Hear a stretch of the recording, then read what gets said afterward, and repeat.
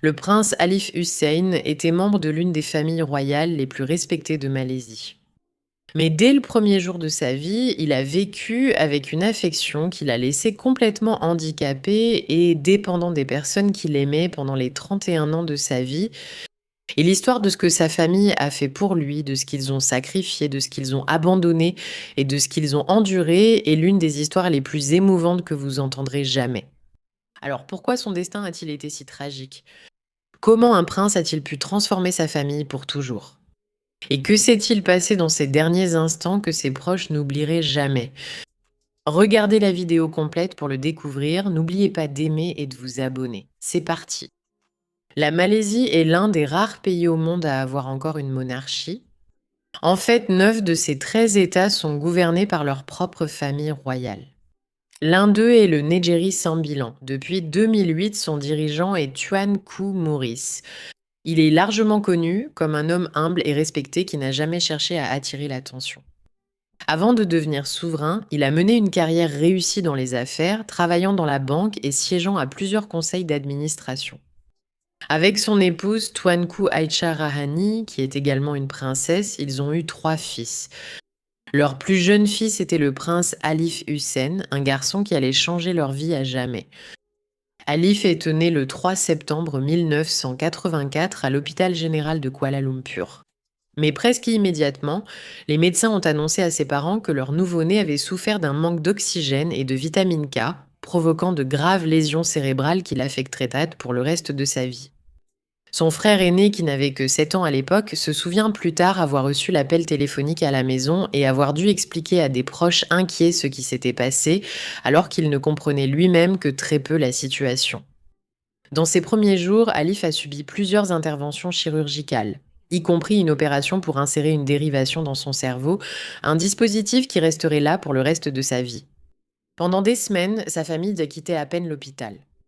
Ce qui aurait dû être l'un des moments les plus heureux de leur vie est devenu le début d'un combat de toute une vie. Déterminés à donner à leur fils toutes les chances possibles, les parents d'Alif se sont investis corps et âme pour apprendre tout ce qu'ils pouvaient sur son état. Un livre intitulé What to Do About Your Brain Injured Child est devenu leur point de départ. Finalement, la famille a voyagé jusqu'à Philadelphie, aux États-Unis, pour rejoindre un programme de rééducation spécialisé aux Institute for the Achievement of Human Potential. À leur retour à la maison, toute la vie d'Alif tournait autour d'une routine quotidienne intense. Il a suivi une thérapie de patterning pour apprendre à son corps les bons mouvements de reptation et il s'est entraîné sur une planche inclinée pour renforcer ses mouvements. Et il a reçu une thérapie par masque, qui utilisait un masque respiratoire pour aider son corps à utiliser l'oxygène plus efficacement. La nuit, en fait, il dormait avec une machine respiratoire pour aider à réguler sa respiration. Son père a même appris aux 2 frères aînés d'Alif comment utiliser la machine au cas où cela serait nécessaire. Chaque membre de la famille a appris à s'occuper de lui. Au fil des années, le père d'Alif a fait un sacrifice extraordinaire. Il a vendu son entreprise et a renoncé à sa carrière professionnelle afin de pouvoir consacrer son temps et une grande partie des ressources de la famille à s'occuper de son plus jeune fils. Cette décision a exercé une pression financière importante sur la famille. En fait, les 2 frères aînés d'Alif ont ensuite compté sur le soutien de leur famille royale élargie pour les aider à payer leurs études. Et la famille n'était pas seule.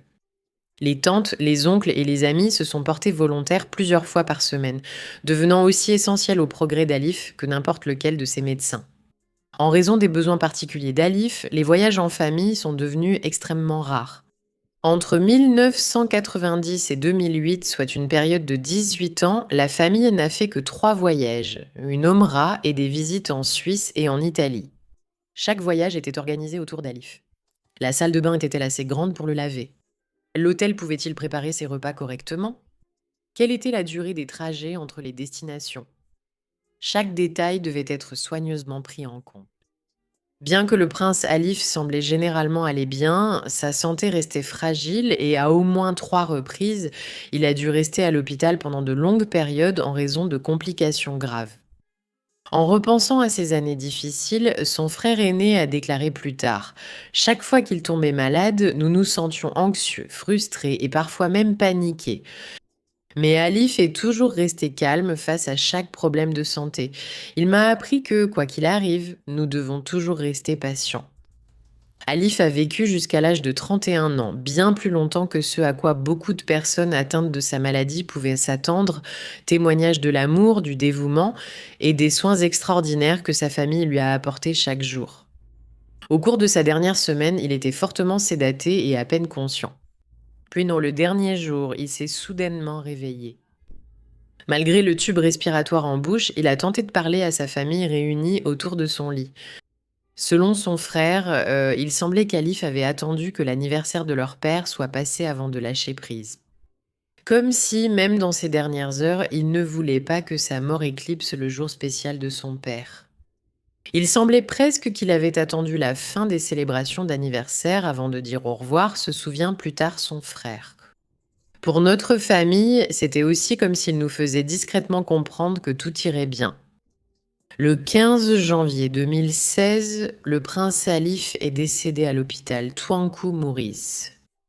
Environ 1 millier de personnes se sont rassemblées pour ses funérailles. Des membres de la famille royale, des proches et des invités, tous venus dire adieu à un prince que la plupart du public connaissait à peine. Une salve royale de 7 coups de canon a retenti en son honneur, et lorsque le silence est retombé, sa famille s'est agenouillée près de sa tombe, dispersant doucement de l'eau parfumée et des pétales de fleurs sur la terre. Puis alors qu'il était inhumé, une violente tempête s'est abattue sur le cimetière.